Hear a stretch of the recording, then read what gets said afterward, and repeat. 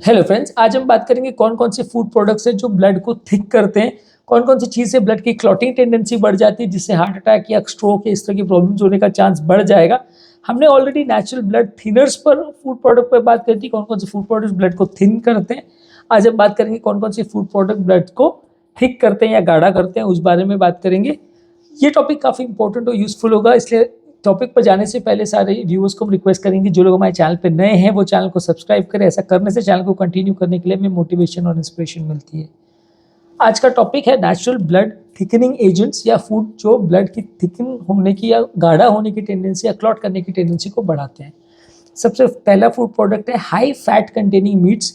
जो भी मीट है जिसमें अगर फैट कंटेंट बहुत ज़्यादा है, जैसे बीफ है, बेकन है, सॉसेज है, ये सारी चीज़ों में ब्लड को क्लॉट करने की टेंडेंसी ज़्यादा होती है। ये सारी चीज़ों में फैट कंटेंट ज़्यादा होता है जो कि हेल्दी नहीं है। इसके कंपैरिजन में आप लीन मीट लेते हैं, जैसे फ़िश लेते हैं, स्किनलेस पोल्ट्री या चिकन या टर्की, इस तरह की चीज़ें लेते हैं तो वो थोड़ा ज़्यादा हेल्दी है। कंपेरेटिवली ब्लड की क्लॉटिंग की टेंडेंसी कम होगी उससे। उसी तरह कोई भी फ्राइड फूड है, जैसे कि फ्रेंच फ्राइड है, चिकन है, या कोई भी चीज़ में आप ज़्यादा अमाउंट ऑफ तेल डालते हो, खासकर अगर ट्रांस फैट वाले तेल ज़्यादा यूज़ करते हो तो वो ज़्यादा बॉडी के इन्फ्लेमेशन को बढ़ाता है, ज़्यादा क्लॉटिंग टेंडेंसी को बढ़ाता है। इसके कंपैरिजन में आप बेक किए हुए फूड प्रोडक्ट्स, ग्रिल या स्टीम के फूड प्रोडक्ट्स या एयर फ्राई करके फूड प्रोडक्ट्स को ज़्यादा प्रेफर कर सकते हैं, क्योंकि ये ज़्यादा तेल जो है वो क्लॉटिंग टेंडेंसी को बढ़ाता है।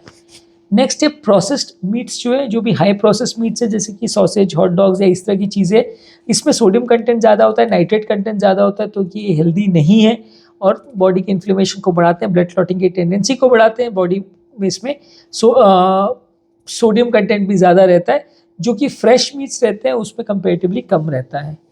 इसके अलावा डेयरी प्रोडक्ट्स भी थोड़े हेल्थ के लिए अच्छे नहीं माने गए। चीज़, बटर और क्रीम, ये सारी जो फैट कंटेनिंग डेयरी प्रोडक्ट्स है वो सैचुरेटेड फैट कंटेंट ज़्यादा होता है, इसलिए बॉडी की इन्फ्लेमेशन और क्लॉटिंग टेंडेंसी को बढ़ाते हैं।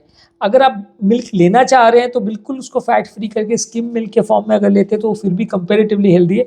लेकिन आप ज़्यादा फैट कंटेनिंग अगर डेयरी प्रोडक्ट्स लेते हैं तो वो उतना अच्छा नहीं है। आप उसके लो फैट ऑल्टरनेटिव्स या प्लांट बेस्ड आलमंड मिल्क, बादाम का मिल्क वगैरह होता है, वैसी चीज़ें प्रेफर कर सकते हैं, तो वो कंपेरेटिवली थोड़ा ज़्यादा अच्छा है।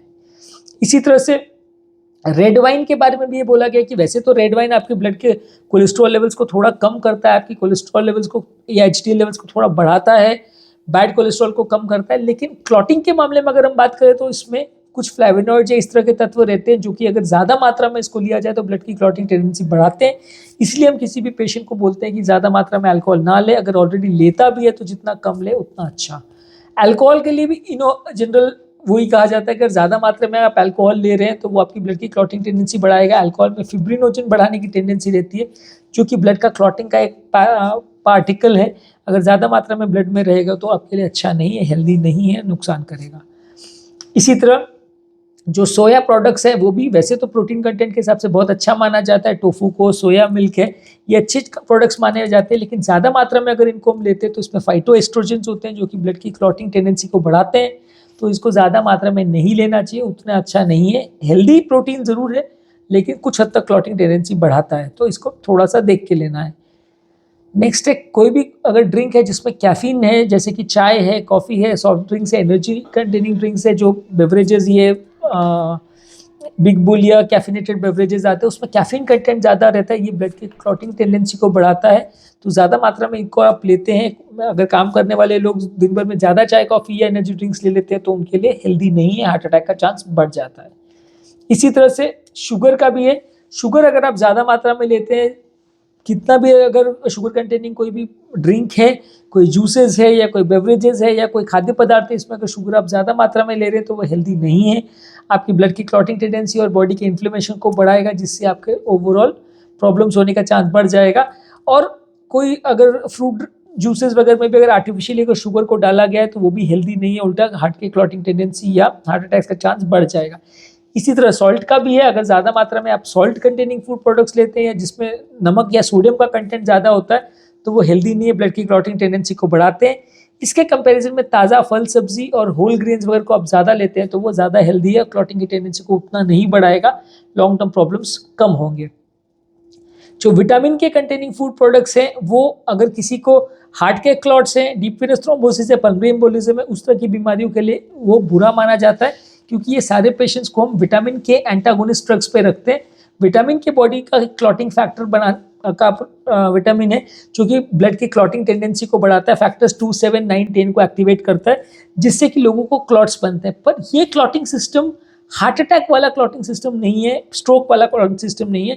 हार्ट अटैक और स्ट्रोक में जो क्लॉटिंग होता है वो प्लेटलेट प्लग की वजह से होता है। हालांकि स्ट्रोक में दोनों सिस्टम एक्टिवेट हो सकते हैं। हार्ट से अगर कोई क्लॉट या कोई शरीर से क्लॉट अगर ब्रेन में गया हो तो वो विटामिन के वाले चीज़ों से भी इफेक्ट हो सकता है। लेकिन एटलीस्ट हार्ट अटैक वाले पेशेंट में या मेजोरिटी ऑफ स्ट्रोक वाले पेशेंट्स में भी जो नुकसान करने वाली चीज़ें वो प्लेटलेट है, और वो चीज़ों में विटामिन के कंटेनिंग फूड प्रोडक्ट्स का, जैसे कि पालक है, फूल गोभी है, ब्रोकोली है, पत्ता गोभी है, केल है, ये सारी चीज़ें से उतना फ़र्क नहीं पड़ता, उल्टा फ़ायदा करती है वैसे लोगों में। लेकिन आज जिन लोगों को भी विटामिन के एंटागोनिस्ट चल रहे हैं, वारफरिन एसिट्रोम ऐसी गोलियाँ चल रही है, और उनको एम्बोलिज्म या डीप वेनस थ्रोम्बोसिस जैसी बीमारी है, तो उनको ये फूड प्रोडक्ट्स ज़्यादा मात्रा में नहीं लेने चाहिए, नुकसान करेगा। कुछ हर्ब्स और सप्लीमेंट्स है जो ब्लड की क्लॉटिंग टेंडेंसी को बढ़ा सकते हैं, जैसे कि गिंको बायलोबा है, गार्लिक है, जिंजर है। अगर इस तरह के फूड प्रोडक्ट्स को भी आप बहुत ज़्यादा मात्रा में लेते हैं तो बहुत अच्छा नहीं है। ये सारे फूड प्रोडक्ट्स के ओवरऑल अलग अलग तरह से इनका इफेक्ट हो सकता है। कभी भी ब्लड की क्लॉटिंग टेंडेंसी को कम कर सकते हैं, कभी बढ़ा सकते हैं। तो ये फूड प्रोडक्ट्स बहुत ब्लीडिंग की पॉइंट ऑफ व्यू से देखा जाए तो बहुत अच्छे नहीं है। ये सारे फूड प्रोडक्ट्स कभी उसके कुछ तत्व या पदार्थ होते हैं जो ब्लड को ज़्यादा थिन करते हैं, कुछ ऐसे हैं जो थिक करते हैं। तो बहुत हेल्दी फूड प्रोडक्ट्स नहीं है उन लोगों के लिए जो बहुत ज़्यादा मात्रा में इन चीज़ों को लेते हैं या जो ऑलरेडी ब्लड थिनर्स पे हैं, उन लोग के लिए हेल्दी नहीं है। इसके अलावा कोई भी हाई ग्लाइसेमिक कंटेनिंग इंडेक्स वाले फूड है जिसमें खाने के बाद तुरंत शुगर लेवल्स बढ़ जाते हैं, जैसे कि वाइट ब्रेड है, राइस है, पास्ता है, इस तरह की चीज़ें जो खाने से तुरंत शुगर लेवल शूटअप हो जाता है, जिनको हाई ग्लाइसेमिक इंडेक्स के फूड बोलते हैं। ये डायबिटिक पेशेंट्स के लिए अच्छे नहीं है, और उन लोगों के लिए जिनको हार्ट अटैक वगैरह का प्रॉब्लम है उनके लिए भी अच्छे नहीं, क्योंकि इनसे हार्ट अटैक का चांस बढ़ सकता है, इन्फ्लेमेशन और क्लॉटिंग चांसेस बढ़ सकते हैं। नेक्स्ट है कोई भी कोलेस्ट्रॉल कंटेनिंग चीज़ें, जैसे कि एग योक है, एनिमल मीट है और शेलफिश है। ये सारी चीज़ों में क्लॉटिंग टेंडेंसी को बढ़ाते हैं, क्योंकि सब में सैचुरेटेड फैट्स थोड़ा सा ज़्यादा रहते हैं। Omega 3 fatty acid containing fish उतना डेंजरस नहीं है, क्योंकि ओमेगा 3 फैटी एसिड वाली फिश में पॉलीअनसैचुरेटेड फैटी एसिड्स होता है, तो वो क्लॉटिंग टेंडेंसी को इतना नहीं बढ़ाता। लेकिन बाकी तरह के एनिमल मीट्स अगर आप ले रहे हो या सैचुरेटेड फैट्स वाली पदार्थ ले रहे हो, एग योक ले रहे हो, अंडे का पीला पोर्शन ले रहे हो, तो वो हेल्थ के लिए उतना अच्छा नहीं है। सैचुरेटेड फैट कंटेंट जो है वो क्लॉटिंग टेंडेंसी को बढ़ाता है, हार्ट अटैक वाले पेशेंट्स के लिए अच्छा नहीं है। कुछ खाद्य पदार्थ जिसमें ऑक्जेलेट कंटेंट ज़्यादा होता है, जैसे कि पालक है, बीट है और बादाम है, इसमें ऑक्जेलेट कंटेंट ज़्यादा होता है, ये भी ब्लड की क्लॉटिंग टेंडेंसी को बढ़ाता है। ये उन लोगों के लिए उतना अच्छा नहीं है जो आपके विटामिन के कंटेनिंग फूड प्रोडक्ट्स ले रहे हैं, या जिनको क्लॉट्स वगैरह का या डीप वेनस थ्रोम्बोसिस वाले पेशेंट्स का जो प्रॉब्लम है उनके लिए ज़्यादा बुरा है, क्योंकि ये थोड़ा सा इसमें ऑक्जेलेट कंटेंट ज़्यादा होता है, तो ये उनकी क्लॉटिंग टेंडेंसी को ज़्यादा बढ़ाता है। ऑक्जेलेट कंटेंट जो है वो आपके कैल्शियम को बाइंड कर जाता है, बॉडी में जो भी कैल्शियम है या ब्लड में जो भी कैल्शियम है उससे मिल जाता है, कंपाउंड बना लेता है, जिसकी वजह से क्लम्प्स बनते हैं, जिसकी वजह से ब्लड में क्लॉटिंग टेंडेंसी थोड़ी बढ़ जाती है। इसके अलावा लिकोराइस जो कि एक रूट है, ये मेडिसिन में भी काफ़ी चीज़ों में यूज़ करते हैं, कई बार इसको कैंडी या कुछ स्वीट्स बनाने के लिए भी यूज़ करते हैं। इसमें ग्लाइसेराइजिन करके एक प्रोडक्ट रहता है जो कि ब्लड की क्लॉटिंग टेंडेंसी को कुछ हद तक बढ़ा सकता है, तो ये लिकोराइस करके जो रूट होता है ये भी उतना हेल्दी नहीं है। बहुत हाई डोज में विटामिन ई वाले फूड प्रोडक्ट्स को अगर आप ले रहे हैं, विटामिन ई वैसे तो हेल्थ के लिए अच्छा माना जाता है, लेकिन अगर ज़्यादा मात्रा में आप विटामिन के सप्लीमेंट्स को ले रहे हैं तो वो ब्लड की क्लॉटिंग टेंडेंसी को बढ़ा सकता है। अगर आप इनको ज़्यादा मात्रा में ले रहे हैं तो अपने डॉक्टर के साथ डिस्कस करिए, उसके बाद इन चीज़ों को ले तो ज़्यादा अच्छा, नहीं तो ये हार्ट अटैक का चांस थोड़ा बढ़ा सकता है। तो आज के टॉपिक में हमने फूड प्रोडक्ट्स के बारे में बात की जो ब्लड की क्लॉटिंग टेंडेंसी को बढ़ाते हैं।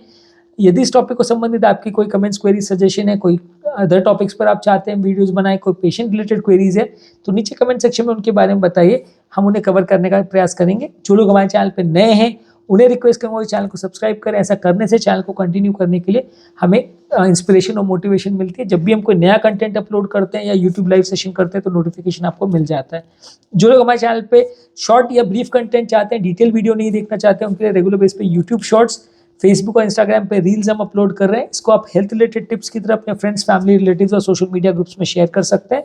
हमारे चैनल पे सारा कंटेंट प्लेलिस्ट में डिवाइडेड है, टॉपिक वाइज अलग अलग बीमारियों के हिसाब से प्लेलिस्ट बनाया हुआ है। BP, sugar, cholesterol, heart attack, angioplasty की प्लेलिस्ट है। जिस तरह का टॉपिक या कंटेंट आपको चाहिए उस प्लेलिस्ट को लिंक को क्लिक करिए। लिंक मैं डिस्क्रिप्शन बॉक्स और कमेंट सेक्शन में छोड़ दे रहा हूँ।